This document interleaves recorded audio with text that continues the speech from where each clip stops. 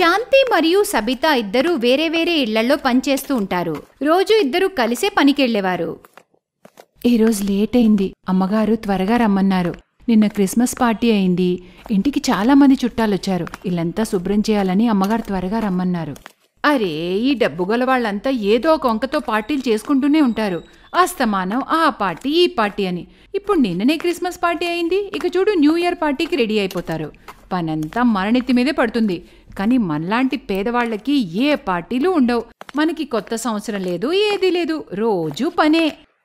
అలా ఏం లేదు. కొత్త సంవత్సరం నాడు నాకు గిఫ్ట్ ఇస్తారని అమ్మగారు చెప్పారు. పని చేయించుకోవడానికి ఏదో ఒకటి చెప్తారు. నేను ఎన్ని సంవత్సరాల నుండి ఇళ్లలో పనిచేయట్లేదు. నాకింతవరకు ఎవరూ ఒక్క గిఫ్ట్ కూడా ఇవ్వలేదు. నువ్వింకా ఊరి నుండొచ్చి 1 సంవత్సరమే అయింది కదా, తెలుస్తుందిలే. సబితా మాటలు విని శాంతి మౌనంగా ఉండిపోతుంది. తను ఒక్క మాట కూడా అందు. శాంతి, హాల్ మొత్తం క్లీన్ చేసేయ్. కొద్ది రోజుల్లో న్యూ ఇయర్ కదా, అందరికీ మేడ మీద పార్టీ అరేంజ్ చేయాలి. అందుకే నీకు కొద్దిగా పని ఎక్కువగానే ఉంటుంది. నువ్వు వెళ్లేటప్పుడు క్రిస్మస్ కేక్, స్వీట్స్ తీసుకుని వెళ్ళు. సరే అమ్మా, తీసుకెళ్తాను.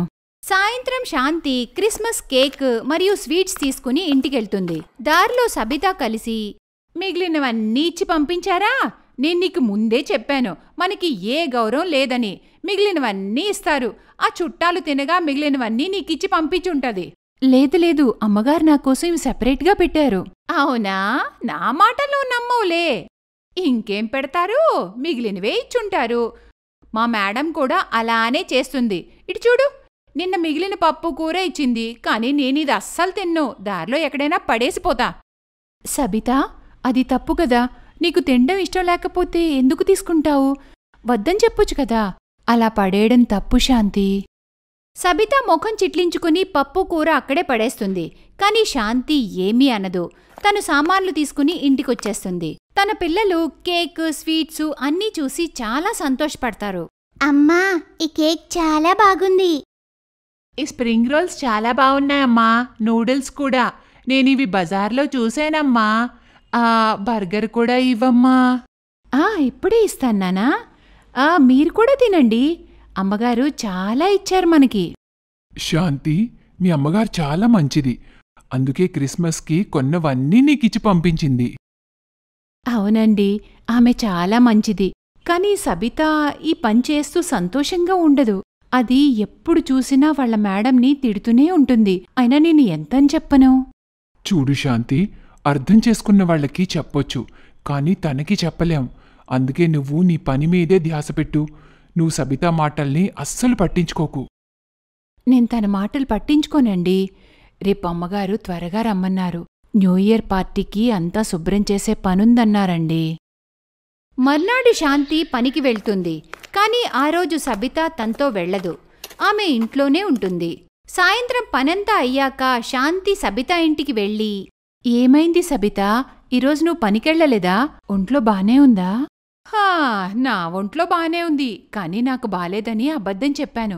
ఈ 2-3 రోజులు మేడం చాలా పని చేయిస్తుంది. ఎందుకంటే వాళ్ళ ఇంట్లో న్యూ ఇయర్ పార్టీ ఉంది. నా వల్ల కాదు అంత పని చేయడం. పైగా నాకేమీ ఇవ్వదు. అందుకే ఒంట్లో బాలేదని చెప్పి ఆ పార్టీలన్నీ అయ్యాక పనికి వెళ్తాను. కానీ అలా చేయడం తప్పు కదా సబితా? అక్కడ నీ అవసరం ఉండి నువ్వేమో సెలవు తీసుకుంటే ఎలా? అది కరెక్ట్ కాదు. వాళ్ళు మనల్ని నమ్మి పనిలో పెట్టుకుంటారు కదా. అయినా నువ్వు వెళ్ళకపోతే జీతం కూడా కట్ చేయరన్నావు. అప్పుడు నువ్వు కొంచెం ఆలోచించాలి కదా. చూడు శాంతి, నా బుర్ర పాడు చేయకు. నాకేది మంచిదనిపిస్తే అదే చేస్తాను. ఇప్పుడు నేను కొత్త సంవత్సరం వచ్చాకే పనిలోకి వెళ్తాను. సరేలే, నీ ఇష్టం. సబితా పనికి వెళ్లదు. కొద్ది రోజులు సెలవు తీసుకుని ఇంటి దగ్గరే ఉంటుంది. కొత్త సంవత్సరం ముందు రోజు అంటే డిసెంబర్ 31 శాంతి పనికి వెళ్లేటప్పుడు తన భర్త సురేష్ కొడుకు సూరజ్ని తనతో పాటు తీసుకెళ్తాడు. ఇంట్లో కూతురు పూజ ఒక్కర్తే ఉంటుంది. అందుకే శాంతి కూతుర్ని తనతో పాటు తీసుకెళ్లి, పూజా, నువ్వక్కడ కూర్చో, నేను పనిచేస్తుంటాను. ఓ, ఈరోజు నీ కూతుర్ని తీసుకొచ్చావా? అది ఈరోజు వాళ్ళ స్కూల్ సెలవమ్మా. సూరజ్ వాళ్ళ నాన్నతో వెళ్ళాడు. అందుకే నాతో తీసుకొచ్చాను. న్యూ ఇయర్కి సెలవులిచ్చారమ్మా. వీళ్ళని స్కూల్లో జాయిన్ చేసి మంచి పని చేశావు. ఈ బిస్కెట్స్ తీసుకో పూజా. శాంతి, నువ్వు టీ తాగు. నాకు టీ వద్దు. ఉదయం నుండి 3 సార్లు తాగాను. మమ్మీ, సాయంత్రం పార్టీలో పిజ్జా ఉంటుందా? నేను డాడీకి పిజ్జా పెట్టమని చెప్పాను మమ్మీ. ఉంటుంది. మీ డాడీ చాలా చెప్పారమ్మా. నువ్వేం టెన్షన్ పడకు. అన్మోలేడి కిందికి రమ్మను. ఉదయం నుండి వాడు మేడపైనే ఉన్నాడు. వాడు డెకరేషన్ చేస్తున్నాడమ్మా. ఉండు పిలుస్తాను. మమ్మీ, తనెవరు? తను శాంతి ఆంటీ కూతురమ్మా, పూజ. రా పూజ, మనం మేడ మీదికి వెళ్దాం. హాహా, వెళ్ళమ్మా, భయపడకు. వెళ్ళమ్మా. పూజ చాలా భయపడుతూ ఉంటుంది. కానీ రియా పిలిచేసరికి తనతో కలిసి మేడ మీదికి వెళ్తుంది. కాసేపటికి శాంతితో పాటు వాళ్ళమ్మగారు మధు కూడా మేడ మీదకొచ్చి అక్కడంతా పనిచేయిస్తుంది. అప్పుడు పూజ రియా మరియు అన్మోల్తో మాట్లాడుతూ కనిపిస్తుంది. పూజ, నువ్వు న్యూ ఇయర్ పార్టీ ఎలా చేసుకుంటావు? మేము న్యూ ఇయర్ పార్టీ చేసుకోం. మాకు అలాంటివేమీ ఉండవు. ఏంటి, నువ్వు ఇప్పటి వరకు న్యూ ఇయర్ పార్టీ చేసుకోలేదా? మేం ప్రతి సంవత్సరం చేసుకుంటాము. Christmas and new year parties చాలా బాగుంటాయి పూజ. శాంతి న్యూ ఇయర్ పార్టీ కోసం మొత్తం సిద్ధం చేస్తుంది. శాంతి, సాయంత్రం నువ్వు నీ భర్త పిల్లల్ని తీసుకుని ఇక్కడికే వచ్చేయ్. ఇక్కడ చాలామంది వస్తారు కదా, వాళ్ళని చూసుకున్నట్టు కూడా ఉంటుంది. అలానే పిల్లలు కూడా ఎంజాయ్ చేస్తారు. New year party aunty? అవునమ్మా, న్యూ ఇయర్ పార్టీయే. వస్తావా?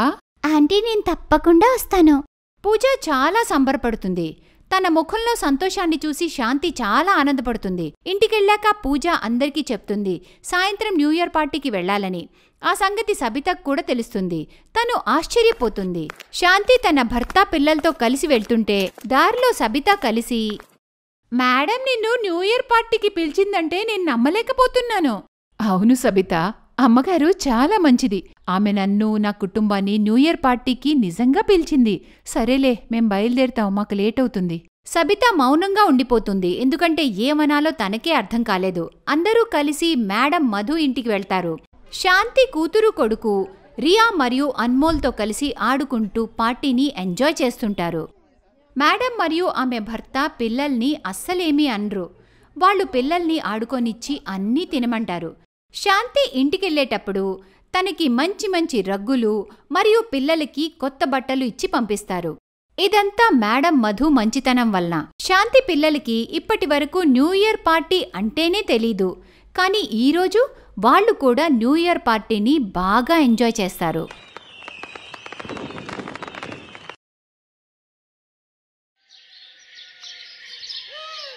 రమ 5 కొడుకులు పెద్దవాళ్లయ్యారు. అందరికీ పెళ్లి వయసు కూడా వచ్చేసింది. రమాకి ఇక పెళ్లి టెన్షన్ మొదలైంది. ఒకరోజు వాళ్ల వంశ పూజారి అర్చన అనే పేరుగల అమ్మాయి సంబంధం తన పెద్ద కొడుకు రమేష్ కోసం తీసుకొస్తాడు. రమ ఇంకా ఆలస్యం చేయకుండా వాళ్ళిద్దరికీ పెళ్లి చేసేస్తుంది. ఇక చాలా ఆడంబరంగా కోడల్ని స్వాగతిస్తూ ఇలా అంటుంది. లోపలికి రా అమ్మా, నా పెద్ద కోడలా. మీ అత్తగారింటికి స్వాగతం. దేవుడి దయవల్ల నీ రాకతో ఈ ఇంటికంతా మంచే జరగాలి. నా మిగతా 4 కొడుకుల పెళ్లిళ్ళు కూడా త్వరగా అయిపోవాలమ్మా. మరుసటి రోజు రమ తన కోడలి గదికి వెళ్ళి తనకి శారీ ఇస్తూ ఇలా అంటుంది. ఇది తీసుకో అమ్మా. ఈరోజు నిన్నందరూ చూడ్డానికి వస్తున్నారు. ఈ చీర కట్టుకో. అత్తయ్య, మీరేమనుకోనంటే నేను మా అమ్మ ఇచ్చిన చీర కట్టుకోవచ్చా? కట్టుకో. కానీ ముందా చీర ఎలా ఉందో నాకు చూపించు. మామూలుగా ఉంటే నేను కట్టనివ్వను. అర్థమైందా? అర్చన బీర్వాలోంచి ఒక బనార్సీ శారీ తెచ్చి అత్తగారికి చూపిస్తుంది. అది చూసి రమ అలా ఉండిపోతుంది. అబ్బో కోడలా, ఈ చీర చాలా బాగుంది. ఎంత కొన్నావు? అత్తయ్య, మా అమ్మ దీన్ని 40,000 కొనింది. ప్యూర్ బనార్సీ సిల్క్ శారీ అత్తయ్య. ఈరోజు ఇదే వేసుకోమని మా అమ్మ చెప్పింది. సరేలే, ఇదే వేసుకో. పద, రెడీ అయ్యి కిందికిరా. చుట్టాలందరూ వచ్చేస్తారు. త్వరగా రా. కాసేపట్లో అర్చన రెడీ అయ్యి కిందికొస్తుంది. తన చీర చూసి ఆడవాళ్లంతా షాక్ అవుతారు. అందులోంచి ఒక ఆమె ఇలా అంటుంది. వారమక్క, నువ్వు నీ కోడలికి చాలా ఖరీదైన చీర గిఫ్ట్ ఇచ్చావే. అవునవును, నీ గుండె ఇంత విశాలమైందని మాకు తెలీదు. ఆంటీ, అది అవునవును, నేనే ఈ చీర కోడలికిచ్చాను. అదేంటంటే ఈ ఇంటి పెద్ద కోడలికి ఖరీదైన చీర ఇవ్వాలి కదా. రమ అందరి ముందు అబద్ధం చెప్తుంది. దాంతోపాటే అర్చన నోరు మూసేస్తుంది. పాపం తల్లి కొనిచ్చిన శారీ పూర్తి క్రెడిట్ అత్తగారికి ఇచ్చేస్తుంది. శారీతో పాటు అందరూ అర్చన అందాన్ని కూడా పొగుడుతారు. ఇలా కొద్ది రోజులు గడుస్తాయి. ఆ తర్వాత రెండో కొడుక్కి కూడా పెళ్ళవుతుంది. ఇక రమ తన పెద్ద కోడలి దగ్గరికి వెళ్ళి ఇలా అంటుంది. రేపు కీర్తిని చూడ్డానికి అందరూ వస్తారు. బనార్సీ సారీ నాకివ్వు, నేను తనకిస్తా. లేదంటే తను మామూలు చీర కట్టుకుంటే అందరూ పెద్ద కోడలికి ఖరీదైన చీర ఇచ్చింది, రెండో కోడలికి మామూలు చీర ఇచ్చిందని అంటారు. సరే అత్తయ్య, ఇప్పుడే తెస్తాను. బరువైన గుండెతో అర్చన ఆ చీరని అత్తగారికిస్తుంది. రమ ఆ చీరని తీసుకుని కీర్తి గదికి వెళ్తుంది. కీర్తి, ఇదిగో తీసుకో. ఇది మా తరతరాల నుండి వస్తున్న చీర. అందరూ పెద్ద కోడల్ని చూడ్డానికి వచ్చిన రోజు కూడా ఇదే కట్టుకుంది. సరే అత్తయ్య, ఈ చీర నిజంగా చాలా బాగుంది. ఏంటమ్మా సడన్గా తరతరాల చీర ఎక్కడి నుండి వచ్చింది? నానమ్మ దీని గురించి మనకేం చెప్పలేదే. నువ్వేమైనా ఆమె కోడలివారా నీకు తెలియడానికి? పదకోళ్ళ మనం పోదాం. మరుసటి రోజు కీర్తి అదే చీర కట్టుకుని రెడీ అవుతుంది. ఆడవాళ్లంతా వస్తారు. అరే రమక్క, ఈ చీర పెద్ద కోడలిది కదా, నువ్వే కొన్నావుగా? లేదాంటీ. కీర్తి, నువ్వేం మాట్లాడకమ్మా, నీకేం తెలీదు. మమత, నా 5 కోడళ్ళకి ఒకేలాంటి చీరలు కొన్నాను. ఒక్కో చీర 40,000 రూపాయలు. నా 5 కోడళ్ల మధ్య భేదాలుండటం నాకు అస్సలు ఇష్టం లేదనుకో, అందుకే కొన్నాను. ఏంటిది? అత్తయ్య అబద్ధం చెప్తుంది. ఎందుకు? తను తరతరాల చీరని చెప్పిందే. ఇదే కన్ఫ్యూజన్లో మరుసటి రోజు తన తోటి కోడల దగ్గరికి వెళ్ళి దీని గురించి అడుగుతుంది కీర్తి. అర్చన తనకి జరిగిందంతా చెప్తుంది. అక్క, ఇది చాలా తప్పు. అత్తయ్య ఇంకెన్ని అబద్ధాలాడుతుంది, అది కూడా మీ అమ్మ ఇచ్చిన చీర పట్టుకుని. పద, ఇప్పుడే మనం అత్తయ్యతో దీని గురించి అడుగుదాం. అయ్యో వద్దు కీర్తి, మనం మన అత్తగారింటి పరువు కాపాడాలి. కోడళ్ళగా అది మన కర్తవ్యం. ఇలానే కొద్ది నెలల తర్వాత రమ మిగతా 3 కొడుకులకి 3 అక్క చెల్లెళ్ల సంబంధాలు వస్తాయి. దానికి రమ వద్దని చెప్పినా తన చిన్న కొడుకు దాము తల్లిని ఆపుతాడు. ఏంటమ్మా, ఆ 3 అమ్మాయిలు మా 3 అన్నదమ్ములకి ఇష్టమే, నువ్వెందుకు వద్దంటున్నావు? ఎందుకంటే అత్తయ్య దగ్గర 3 బనారసి చీరలు లేవు కదా, అందుకే. తర్వాత కొడుకుల కోరిక మేరకు రమ ఏమీ అనలేకపోతుంది. ఇక 3 అన్నదమ్ముల పెళ్లిళ్ళు 3 అక్క చెల్లెలతో అవుతుంది. రమ 3 కోడళ్ళని ఇంట్లోకి ఆహ్వానిస్తుంది. అప్పుడే తన పక్కింటావిడి మమత ఇలా అంటుంది. అరే వారమ్మా, నీ 3 కోడళ్ళు ఒక్కసారే వచ్చారు. నేను 1000 కళ్ళతో ఈ రోజు కోసమే ఎదురు చూస్తున్నాను. వీళ్ళ 3 బనారసి చీరల్లో ఎలా ఉంటారో అని. ఆంటీ, ఏ చీర గురించి చెప్తున్నారు? నేను చెప్తాను తోటి కోడళ్ళు. అత్తయ్య మన 5 కోడళ్ళకి 40,000 రూపాయల బనారసి చీరలు కొన్నారు. మీరు ఆ బనారసి చీరలు రేపు కట్టుకుంటారుగా. అరే, రేపు మీ 5 కోడళ్ళు ఒకేసారి బనారసి చీరలు కట్టుకుని మాకు చూపిస్తారన్నమాట. మీరంతా ఎంత బాగుంటారో.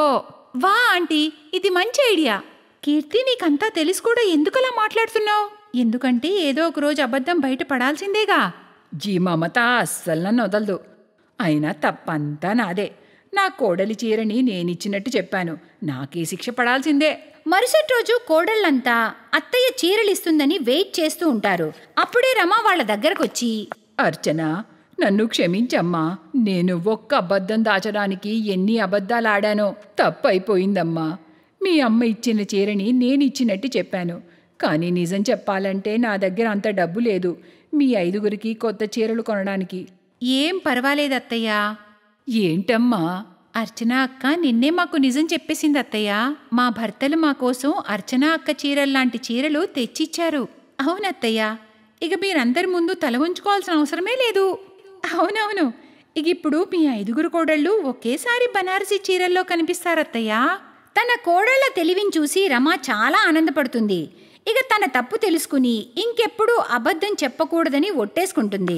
కాసేపట్లో 5 కోడళ్ళు ఒకేలాంటి బనారసి చీరలు వేసుకుని అందరి ముందుకి వస్తారు. రమ గౌరవం కాపాడతారు. తర్వాత 5 కోడళ్ళు ముఖం చూపించి సంతోషపడతారు. Best buddies. హలో ఫ్రెండ్స్, ఈ వీడియో చూసినందుకు మీకు ధన్యవాదాలు. ఒకవేళ మీకు ఈ వీడియో నచ్చినట్లయితే దయచేసి లైక్ చేసి సబ్స్క్రైబ్ చేయండి మరియు ఈ వీడియోపై కామెంట్ చేయండి. ఇంకో విషయం, షేర్ చేయడం మర్చిపోకండి. ఇలాంటి మరిన్ని వీడియోలు మీరు చూడాలనుకుంటే కిందనే ఉన్న బెల్ బటన్ని నొక్కండి. చూస్తూనే ఉండండి బెస్ట్ బడీస్.